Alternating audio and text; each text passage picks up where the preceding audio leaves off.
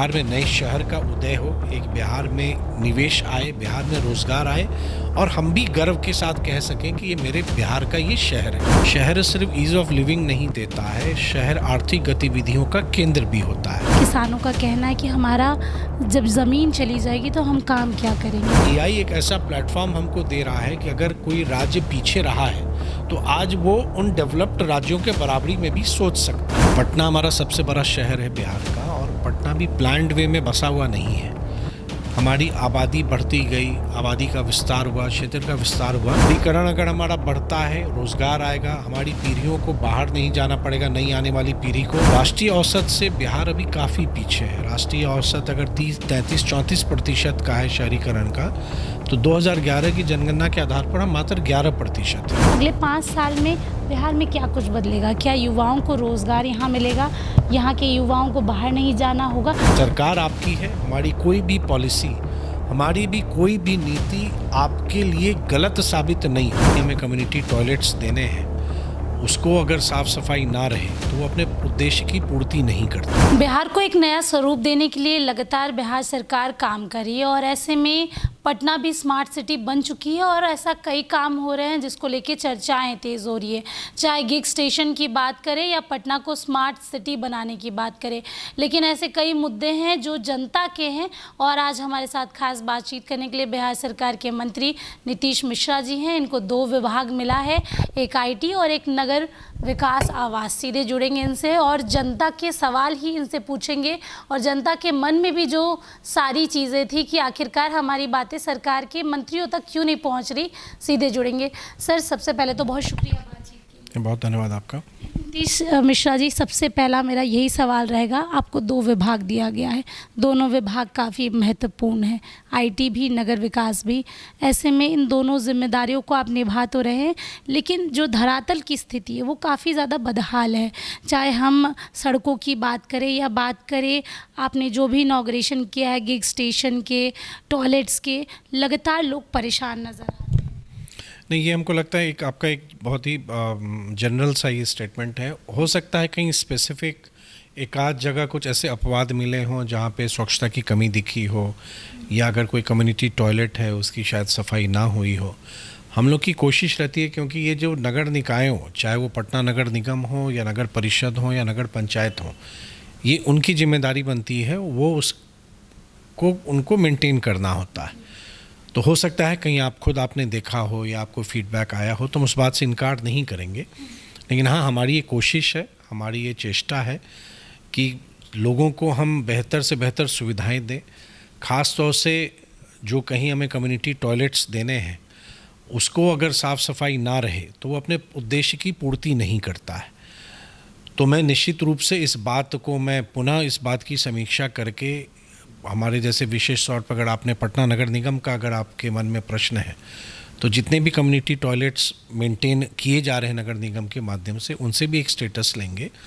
हो सकता है कि कहीं ना कहीं कुछ गंदगी हुई हो या कोई एक आध कहीं फंक्शनल ना रहे हो, हम उसको भी हम सुनिश्चित करेंगे।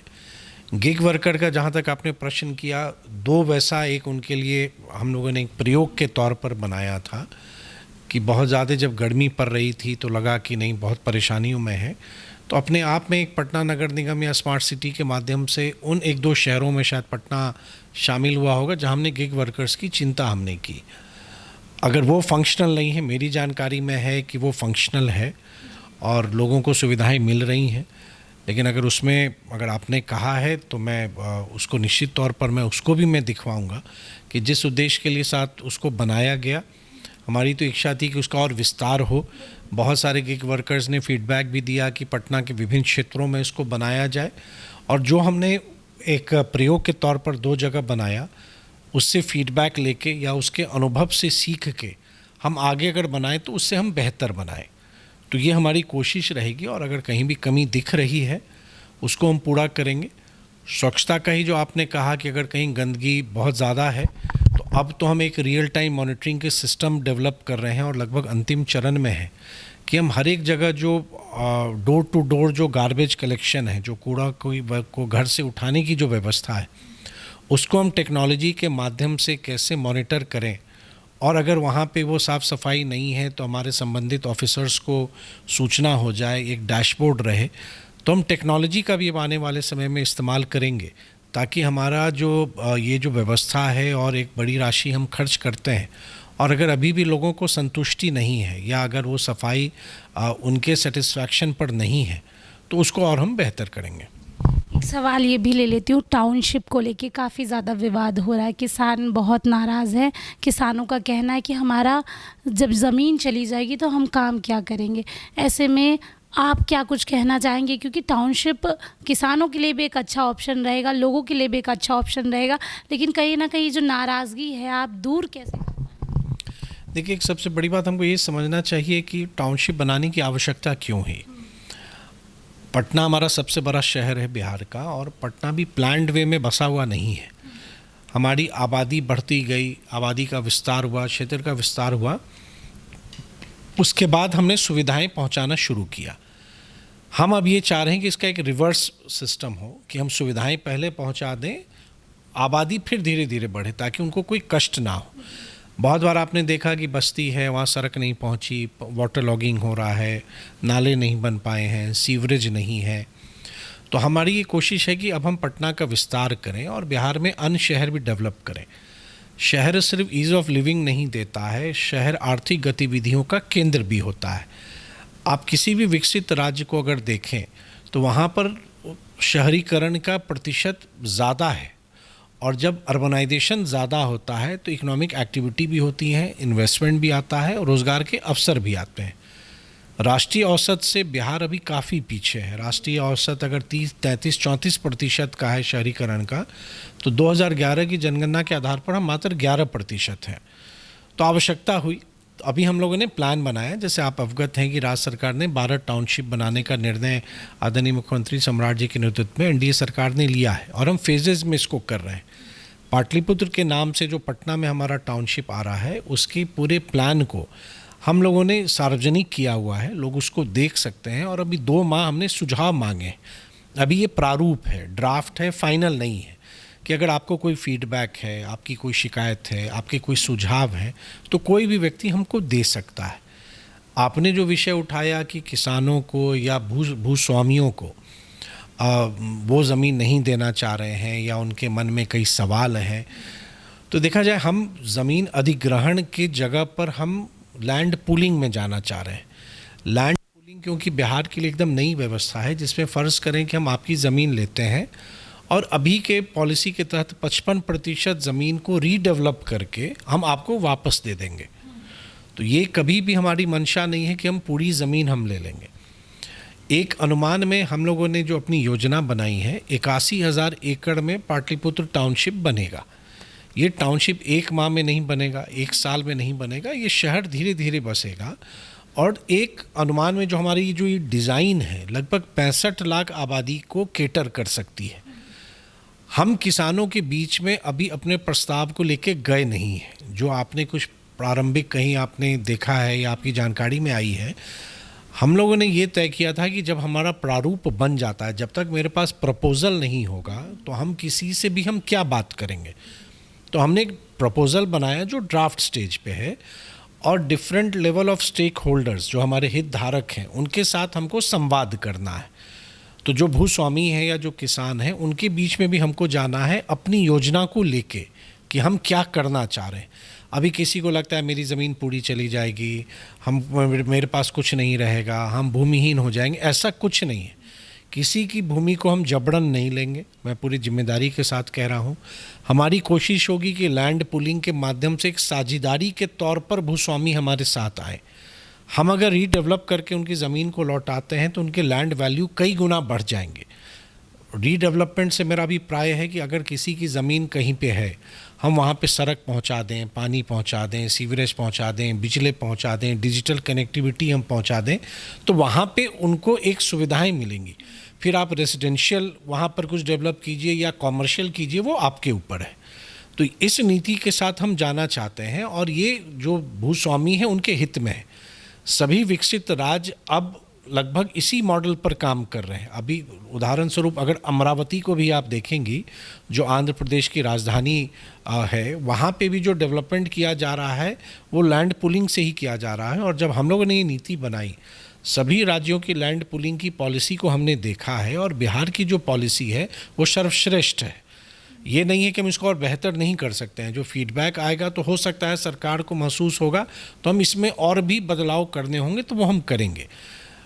अगर हम इसको संक्षेप में हम कहें तो ये सबों के हित में है। शहरीकरण अगर हमारा बढ़ता है, रोज़गार आएगा, हमारी पीढ़ियों को बाहर नहीं जाना पड़ेगा, नई आने वाली पीढ़ी को उनके रोज़गार के अवसर बिहार में मिलेंगे, आर्थिक गतिविधि का केंद्र हमारा शहर बनेगा, पटना पे जो दबाव है वो कमेगा, ईज़ ऑफ लिविंग जिसको जीने की सुगमता आप कह सकते हैं, रहने की सुगमता आप कह सकती हैं, वो हम बेहतर हम दे पाएंगे। तो मिला जुला कर अगर देखें तो एक नए बिहार की प्रगति के लिए, और सब हम लोग चाहते हैं, जब हम दूसरे राज्यों में जाते हैं तो हमारे मन में आता है कि ऐसा शहर हमारे बिहार में क्यों नहीं है। लेकिन जब हम कोशिश करने लगते हैं तो मैं सहमत हूँ, क्योंकि बिहार में ज़मीन लोगों की भावनाओं से जुड़ा हुआ विषय है। ज़मीन की कोई बात आती है तो लोग अपने आप पे वो थोड़े से उत्तेजित हो जाते हैं, वो स्वाभाविक है। लेकिन पुनः मैं जिम्मेदारी के साथ मैं आपके माध्यम से उन सभी को ये कहना चाहूँगा कि सरकार आपकी है, हमारी कोई भी पॉलिसी, हमारी भी कोई भी नीति आपके लिए गलत साबित नहीं होगी। हम आपके लिए बेहतर योजना लेकर के हम आएंगे, आपसे हम संवाद करेंगे, तभी हम ज़मीन को फाइनली फ्रीज करेंगे। आप ये मानते हैं कि कहीं ना कहीं एक मिसकंसेप्शन हो रहा है, लोग समझ नहीं पा रहे हैं कि आखिरकार किस तरीके से बिहार को आगे बढ़ाया जाएगा, टाउनशिप बनाई जाएगी, क्योंकि कहीं ना कहीं ये जो गैप आ रहा है इसी की वजह से दिक्कत हो रही है। अगर आप जाते हैं, आप लोगों से मिलेंगे, किसानों से मिलेंगे, कहीं ना कहीं ये चीज़ें दूर होंगी। तो क्या आप कभी किसान से देखिए, इस बात से मैं इनकार नहीं कर सकता, क्योंकि देखिए हुआ क्या, जो मैंने आपको कहा कि किसानों के शायद मन में होगा कि मुझे पहले क्यों नहीं बताया गया। हम तो एक योजनाबद्ध तरीके से जा रहे हैं, तो हमने तो पहले प्रारूप बनाया। मान लीजिए इस खाता खेसरा में हम जा रहे हैं, हम इस अंचल में जा रहे हैं, हम इधर जाएंगे, 130 सेक्टर में हम ये बना रहे हैं। तो हम ऐसा तो नहीं है 130 सेक्टर में हम एक साथ काम करेंगे। 80,000 एकड़ एक महीने में तो नहीं आएगा। कहीं लोग स्वेच्छा से भी देंगे, कहीं नहीं देंगे, कोई हमारे प्लान के बीच में आ रहा होगा तो हम उनसे बात करेंगे, उनसे निगोशिएट करेंगे और एक सहमति बनने के बाद ही हम करेंगे। तो आपने जो कहा कि मिसकम्युनिकेशन, हम अपनी जगह इस ढंग से थे कि हम प्रारूप बना लेंगे, तब हम जाएंगे उनके बीच में कि अब ये मेरा प्रारूप है, हम ऐसे आपसे ज़मीन लेना चाहते हैं। शायद भूस्वामियों या किसानों को लगा कि नहीं, हमको पहले आपको बताना चाहिए था, लेकिन उस पर हमारा था कि मेरे पास कोई प्लान ही नहीं होता तो हम डिस्कस क्या करते। तो अब हम लोगों ने ज़मीन हम कैसे लेंगे, ज़मीन का प्रारूप क्या होगा, एक वृहद कैंपेन भी हम प्रारंभ कर रहे हैं और हम सीधे भूस्वामियों से मिलेंगे भी। हम उनके गांव में, पंचायतों में जाके संवाद हम करेंगे और उनके साथ ही नहीं, हम सभी लेवल पे, स्टेजेस पे हम संवाद कायम करेंगे। हमारी योजना पहले से बनी हुई है। हम चाहते हैं कि ये प्रोजेक्ट सक्सेसफुल हो, बिहार में नए शहर का उदय हो, एक बिहार में निवेश आए, बिहार में रोज़गार आए और हम भी गर्व के साथ कह सकें कि ये मेरे बिहार का ये शहर है। तो हम सबका सहयोग चाहते हैं और अगर कहीं कोई कमी रही है, उस कमी को नगर विकास विभाग दूर करेगा। आपने पहले भी कई विभाग संभाले हैं, लगातार बिहार बढ़ ही रहा है और जब से एनडीए की सरकार आई है ग्रोथ देखने को मिला है। ऐसे में आईटी सेक्टर की अगर बात करें तो अगले 5 साल में बिहार में क्या कुछ बदलेगा? क्या युवाओं को रोज़गार यहाँ मिलेगा?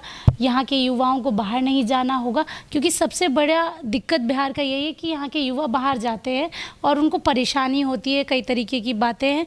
बिहार अगले 5 साल में आप क्या कुछ करेंगे और आप कैसे देखना चाहते हैं बिहार? देखिए, एक तो आपके प्रश्न का उत्तर उस हमारे शहरीकरण से भी जुड़ा हुआ है कि अगर हम फैसिलिटीज़ क्रिएट करते हैं, इंफ्रास्ट्रक्चर क्रिएट करते हैं तो निवेश आएगा। सब चाहते हैं कि हमारे बच्चों को बिहार में काम मिले और अब हमने वो प्रयास प्रारंभ भी किया है। 2-3 बातें देखिए, एक मैं, क्योंकि मैं पूर्व में उद्योग मंत्री भी रहा हूँ, उस नाते भी मैंने इस बात को महसूस किया कि एक बिहार की एक छवि, एक परसेप्शन बना हुआ है कि बिहार में अच्छी चीज़ें नहीं होती हैं या बिहार में अच्छे प्रोजेक्ट्स नहीं आ सकते। मुझको जहाँ कभी मौका मिला मैंने लोगों को यही कहा कि बिहार को कानों से नहीं, आँखों से देखिए कि बिहार बदल चुका है। आप भूल जाइए कि आपने बिहार के बारे में कभी क्या सुना है। आप आइए और देखिए कि मेरा नया बिहार कैसा है। अब हम लोग ये ज़रूर चाहेंगे कि इन्वेस्टमेंट आए बिहार में, और विशेष तौर से आईटी सेक्टर में संभावनाएं बहुत हैं। पूर्व में हम कई कारणों से पीछे रहे, जिसके कारण से जो दक्षिण के राज्य हैं वो हमसे टेक्नोलॉजी में बहुत आगे निकल गए। लेकिन आर्टिफिशियल इंटेलिजेंस एआई, मैं मानता हूं कि अब सभी राज्य लगभग बराबरी पर हैं।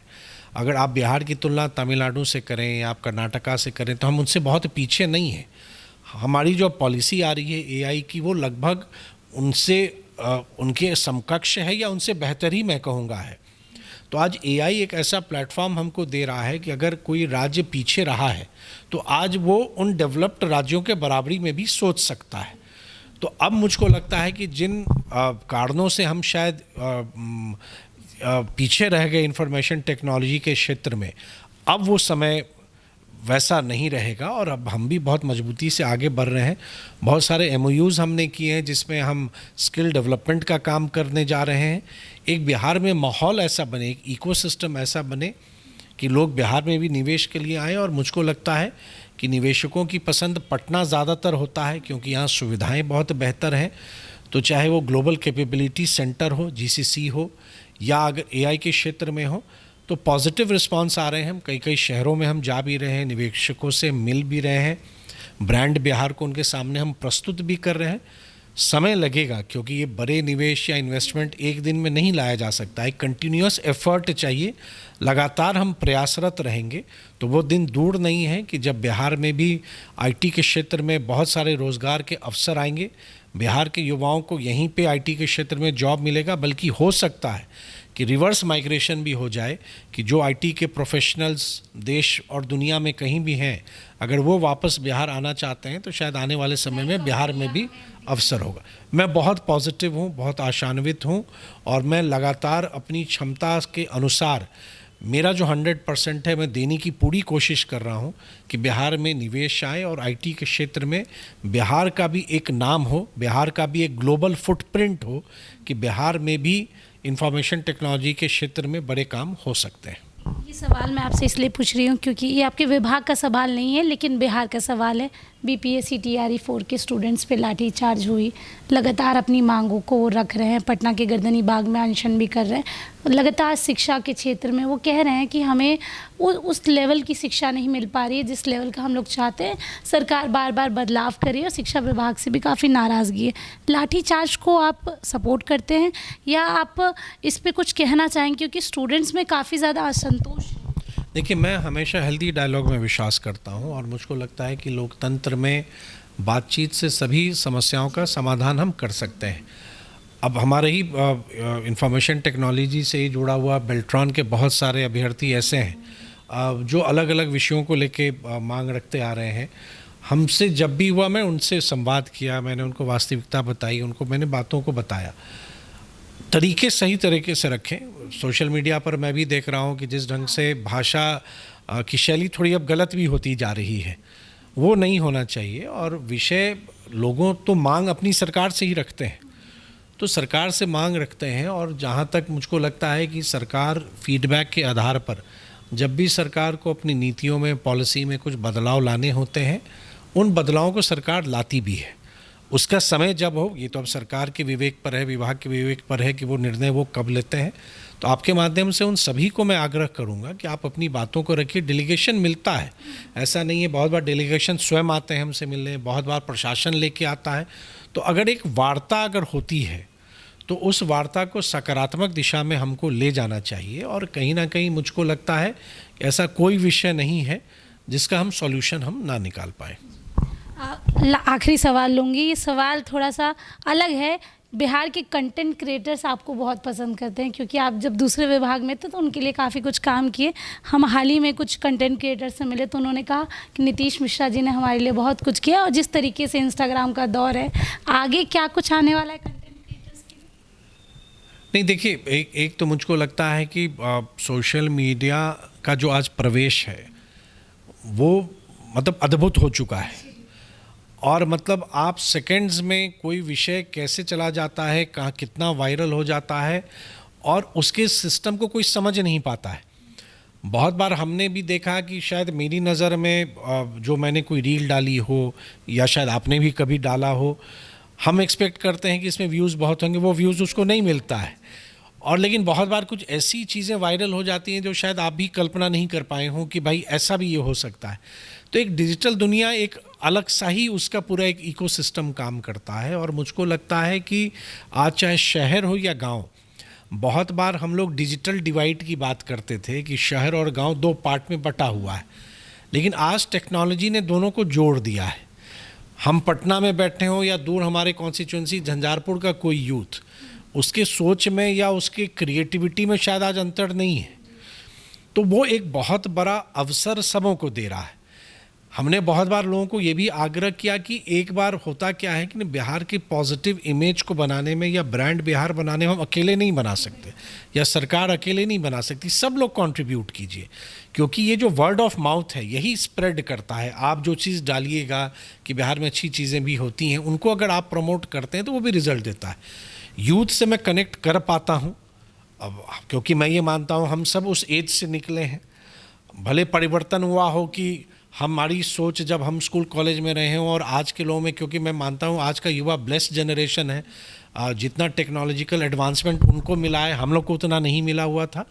आग्रह यही रहता है कि उसका पॉजिटिव इस्तेमाल कीजिए। और मुझको लगता है कि गवर्नमेंट स्तर पर और डिफरेंट डिपार्टमेंट्स भी सोशल मीडिया को और उसका इस्तेमाल हम अपनी योजनाओं के प्रचार प्रसार में, योजनाओं की सही जानकारी देने में एक बहुत इफ़ेक्टिव माध्यम हो गया है। तो यंगस्टर्स के लिए तो आने वाले समय में बहुत अपॉर्चुनिटीज़ आएंगी ही, आ ही रही हैं।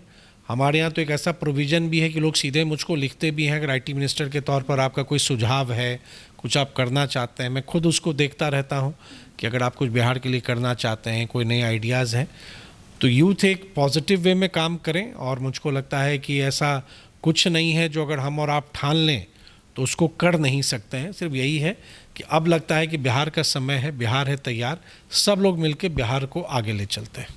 देखिए, संवाद से बहुत कुछ क्लियर भी हो जाता है और लोगों के मन में जो मिसकंसेप्शन है वो भी दूर हो जाता है।